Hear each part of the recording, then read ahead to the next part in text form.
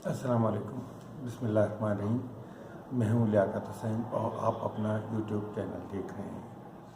आज बात करते हैं हम सालिह मोहम्मद, जो कि मेंबर कौमी असम्बली थे। उनको गिरफ़्तार किया गया इलेक्शन कमीशन के बाहर से, जब वो पुरअमन एहतजाज कर रहे थे इमरान खान की नाअहली की पेशाखाना केस में। वहाँ उनको कुछ पुलिस वाले ढूंढ रहे थे और जब गिरफ़्तार किया गया तो धक्कम-पेल भी की गई। सबसे दुखी बात यह है कि उनके गले में एक पट्टा डाला गया इस्लामाबाद पुलिस की तरफ से और उनकी तस्वीर खींची गई और वो वायरल कर दी गई। ये तस्वीर वायरल इसलिए की गई ताकि उनको तज़हीक महसूस हो। ये क्यों किया गया? ऐसा क्यों कर रहे हैं ये लोग? बात यह है कि आपको याद होगा कुछ अर्सा पहले हुसैन नवाज़ की तस्वीर भी वायरल हुई थी नैब के ऑफिस में। उस वक्त तो भिखारी दानिश्वर बड़ा चीख के बोल रहे थे कि ये देखिए कितना जुल्म कर दिया हमारे साथ। और आपने अक्सर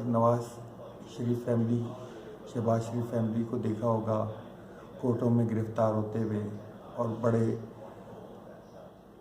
कोई हथकड़ी नहीं, कोई धक्कम-पेल नहीं, कुछ नहीं, उल्टा वो गाड़ियों में पत्थर ले जाके नैब ऑफिस में बरसाते रहे। तो यहाँ देखा जाए तो बिल्कुल उलट। और भिखारी दानिश्वर वो तो कुछ मुंह से ज़बान निकालने के लिए तैयार ही नहीं है, एक लफ्ज़ भी बोलने के लिए तैयार नहीं है।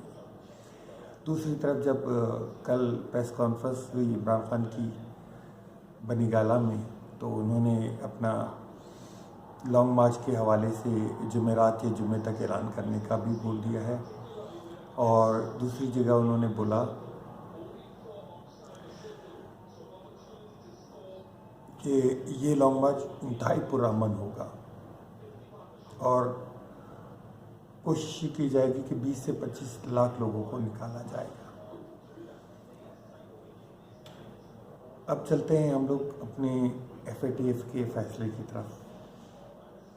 FATF का फ़ैसला सारा आपको मालूम है कि इसका क्रेडिट सारा शहबाज शरीफ साहब लेने की कोशिश कर रहे हैं, लेकिन ये पाकिस्तान फ़ौज और जो उस वक्त की हुकूमत थी, उन्होंने 27 किस्म के कानून साजी की, 27 नुकात के ऊपर वर्किंग की, जिसके कैप्टन हमाद अजहर साहब थे। और काफ़ी ऑर्डिनेंस पास करवा के ये आपको मालूम है कि कानून साजी की गई। जो उस वक्त की अपोजिशन थी वो वॉकआउट कर जाती थी और आज वो उसी का क्रेडिट ले रहे हैं। एक और बात कहता चलूँ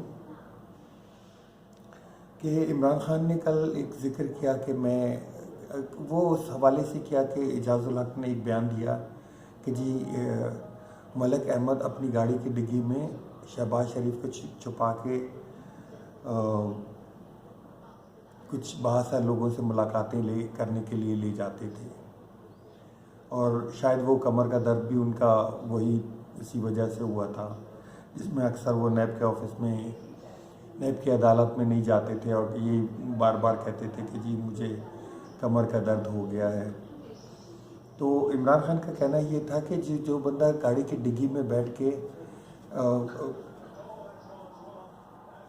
आर्मी ऑफिस जाता हो या उनसे मुलाकातें करने जाता हो, मैं उनसे क्या बात करूं, ये बंदा बात करने के काबिल ही नहीं है।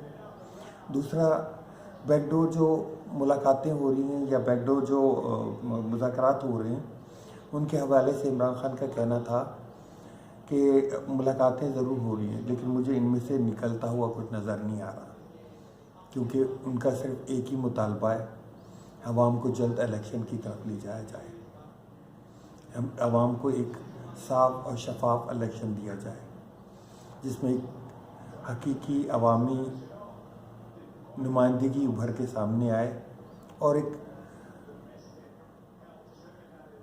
जो आवाम से ताज़ा मैंडेट लेके आए 5 साल का, वही मुल्क के फैसले करे और मुल्क को आगे बढ़ने के लिए वही मदद करे। ठीक है दोस्तों, बाकी इंशाल्लाह अगली व्लॉग में मुलाकात होती है। आप चैनल को सब्सक्राइब और लाइक ज़रूर कीजिएगा और अपने दोस्तों को शेयर कीजिए। जज़ाकल्लाह। अस्सलाम वालेकुम।